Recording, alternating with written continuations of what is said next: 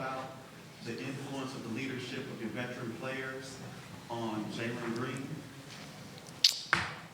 It's been positive. Said it multiple times about obviously Fred and Dylan and Jeff Green and Aaron. Jay Sean has been here, but the guys that we added last year and now Steven this year had a positive impact on all of our young guys. And so not just what they do on the court, day-to-day basis, professionalism is off the charts, shows them what you have to do to win in the NBA on a nightly basis, but also coaching them up, walking them through certain things that they've been through experience-wise, and just trying to impart that knowledge on those guys. And so it's been great for them, and until they can learn it on their own, go through the experiences, it's invaluable to have the vets like that. You guys didn't have a turnover after that timeout early in the second half. What was said, and did that just stop them right there?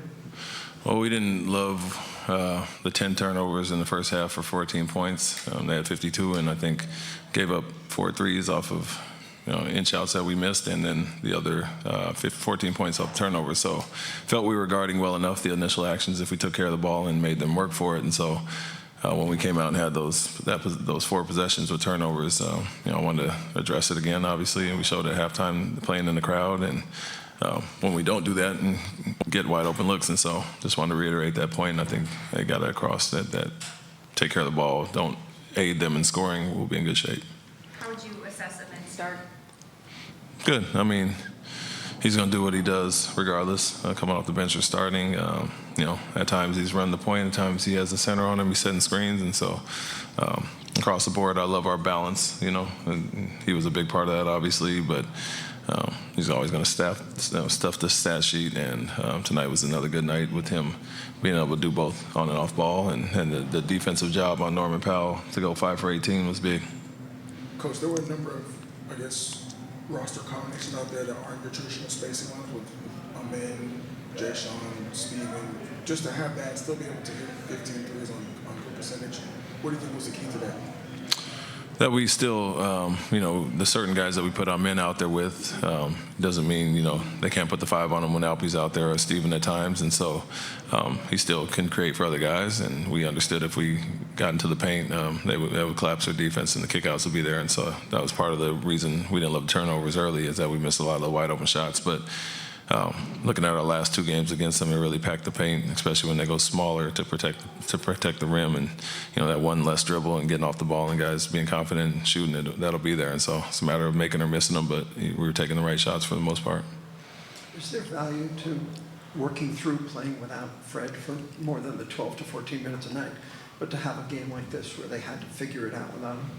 Yeah, I think he's such a calming influence for the team that kind of gets us into what we need to a lot, and you still want guys to grow and learn that. And so when he's not out there, they're forced to do it a little bit more, and we can go through a few different guys to kind of initiate offense. And so you saw Jalen handling a lot more tonight.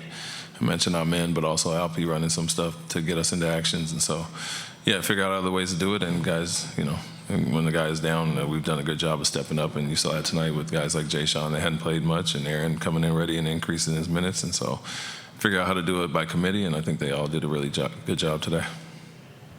Ime, what do you think sparked Alperen's strong start to the game? We really discussed that pretty much at length, before this game. Our day off at UCLA, we really watched the film and talked to him about getting off to a better start.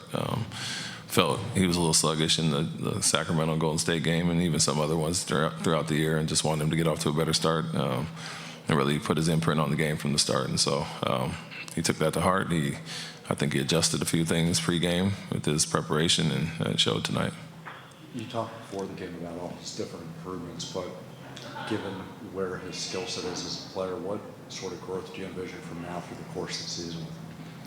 Just continue to be a physical presence on both sides, but really my thing is to concentrate on the things you can control, which is, looking to score and not looking to get fouled as much, playing through contact and not looking for a call or letting missed shots affect you on the other end. And so they went after him tonight, anytime he had it in the post, and he found guys, and that was the reason we had those wide open looks. And so some nights it's going to be a scoring thing, some nights it's going to be facilitating, and he has to be able to do both. But my biggest thing with him is, I say to him, get the European out of your game and play through stuff. Stop crying. Thanks, Coach. Thank you.